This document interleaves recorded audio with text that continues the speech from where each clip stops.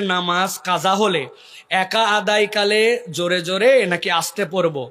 নফল নামাজের কেরাতের হুকুম কি, জোরে না আস্তে?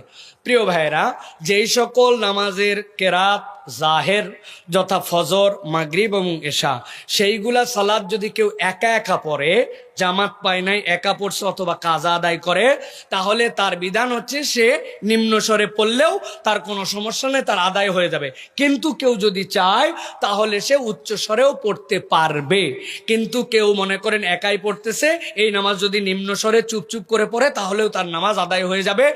জোরে কেরাত একা পড়ার ক্ষেত্রে জোরে পড়া ওয়াজিব নয়।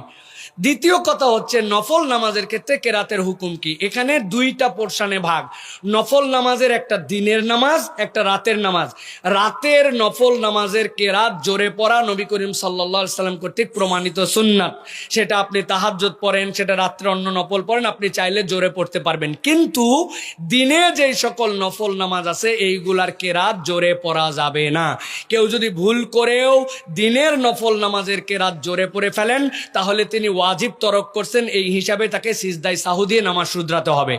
কিন্তু রাত্রে যদি আপনি পড়েন, আস্তেও পড়তে পারবেন, জোরেও পড়তে পারবেন। জোরে পড়া যেরকম হচ্ছে কিয়ামুল লাইল, তাহাজ্জুদ, এইগুলা সালাতের ক্ষেত্রে নবী করিম সাল্লাল্লাহু আলাইহি ওয়াসাল্লাম কর্তৃক প্রমাণিত, সেই হিসাবে জোরে আপনি পড়তে পারবেন। কিন্তু দিনের নফলে আপনি জোরে পড়তে পারবেন না।